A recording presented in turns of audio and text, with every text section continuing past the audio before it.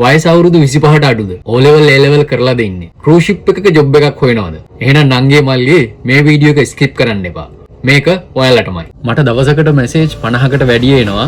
අයියේ interview call කරේ නෑ. එක්ස්පීරියන්ස් ඕනේද? වයස මදිද? වගේ ප්‍රශ්න අහලා. ඇත්ත කියන්නද? ප්‍රොබ්ලම් එක ඔයාගේ වයස නෙමෙයි. ප්‍රොබ්ලම් එක ඔයාගේ ෆවුන්ඩේෂන් එක. ක්‍රූස් කම්පැනි එකක් ඔයාට US ඩොලර් 2000ක විතර සැලරි එකක් ඔෆර් කරන්න කලින් බලන්න එක දෙයයි. ඒ තමයි මේ ළමයා ප්‍රෙෂර් එක හැන්ඩල් කරයිද? තනියම ඉන්න පුළුවන්ද? පළවෙනි පාඩම. දැන් පඩිය ගැන හිතන්න එපා. පඩිය ගැන හිතන්න නැතුව වැඩ කරන්න පුරුදු වෙන්න. හොටෙල් එකක වේටර් කෙනෙක් විදිහට හවුස් කීපින් කිචන් හෙල්පර් කෙනෙක් විදිහට වැඩට බහින්න. මාස 6ක් අවුරුද්දක් අවුරුදු 2ක් හොඳට කට්ට කන්න. ඇයි කියලා දන්නවද? ක්‍රූස් ෂිප් එකක් කියන්නේ ෆ්ලෝටිං හොටෙල් එකක්.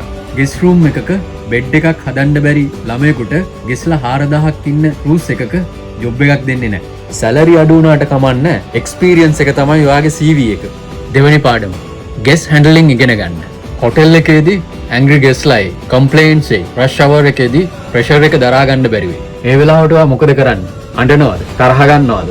නෑ. hina වෙලා sorry sir, sorry madam කියලා ප්‍රොබ්ලම් එක සෝල්ව් කරනවා. මෙන්න මේ ස්කිල් එක දැම්ම ඉඳන්ම හදාගන්න. නැත්තම් ෂිප් එකේ ෆස්ට් කොන්ට්‍රැක්ට් එක ඉවර වෙන්නත් කලින් ඔයාව ගෙදර එවයි. තුන්වෙනි පාඩම. අම්මි තාත්ති නැතුව ජීවත් වෙන්න ඉගෙන ගන්න. ෂිප් එකේ ඔයා රූම් එක ෂෙයා කරගන්නේ නාදුනන කෙනෙක් එක්ක. රෙදි හොදගන්න, කෑම හදාගන්න, ඇඟට වෛරස් එකක් හැදුනත් ඩියුටි යන්න ඕනේ. ගෙදර වගේ අම්මි බඩගිනිය කියන්න බෑ. ඉමෝෂනල් ඩිසිෂන් ගන්න බෑ. හැමදේම ඉන්ටෙලිජන්ට් විදියට කරන්න පුරුදු වෙන්න. හතරවෙනි පාඩම. ඉංග්ලිෂ් වගේම ඇටිටියුඩ්. බේසික් ඉංග්ලිෂ් කතා කරන්න පුළුවන් වෙන්න ඕනේ. yes madam, no sir වගේ විතරක් නෙමෙයි. guess එක්ක conversation එකක් දාගන්න පුළුවන් වෙන්න ඕනේ. ඊට වඩා වැදගත් ඇටිටියුඩ් එක. මට බෑ කියන වචනය ෂිප් එකේ ඩික්ෂනරියේ නෑ. yes chief, I will do it කියන ළමයෙක් තමයි ඉහළට යන්නේ. දැන් ඉතින් මොකද්ද කරන්න ඕනේ? ස්ටෙප් 1. ලංකාවේ හොඳ හොටෙල් එකකට, රෙස්ටුරන්ට් එකකට ඔයාගේ CV එක යවන්න. ස්ටෙප් 2. අවුරුදු 2-3ක් කට්ට කාලා ඔයාගේ එක්ස්පීරියන්ස් එක, රිෆරන්ස් ලෙටර් එක හදාගන්න. ස්ටෙප් 3. ඉංග්ලිෂ් ඉම්ප්‍රූව් කරගන්න.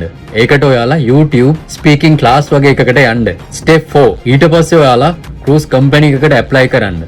ඒ ඇප්ලයි කරන්න ඕන ලින්ක් මගේ පේජ් එකේ දාලා තියෙනවා. වයස අවුරුදු 25ට කලින් ඔයා මේ හතරම කරලා ඉවර නම් ඔයාට ඉන්ටර්විව් කෝල් එක අනිවාර්යෙන්ම එනවා. ක්‍රූස් ජොබ් එකක් කියන්නේ නිවාඩුවක් නෙමෙයි මල්ලිලා. මාස 8ක් වැඩ, මාස 2ක් නිවාඩු. ඒත් ඒ කට්ට ඇතුලේ අන්තිමට ලෝකය දැකලා අල්ලිත් හොයලා මිනිහෙක් වෙලා එන්න පුළුවන්. ඉතින් හදිස්සි වෙන්න එපා. ඉස්සල්ලා ඔයා ෆවුන්ඩේෂන් එක හදාගන්න. ෆවුන්ඩේෂන් එක ස්ට්‍රෝං නම් බිල්ඩින් එක කොච්චර උස වුණත් කඩාගෙන වැටෙන්නේ නැහැ. හීන දකින්න. ඒ වෙනුවෙන් වැඩ කරන්න. මම ඉන්නවා ඔයාලත් එක්ක.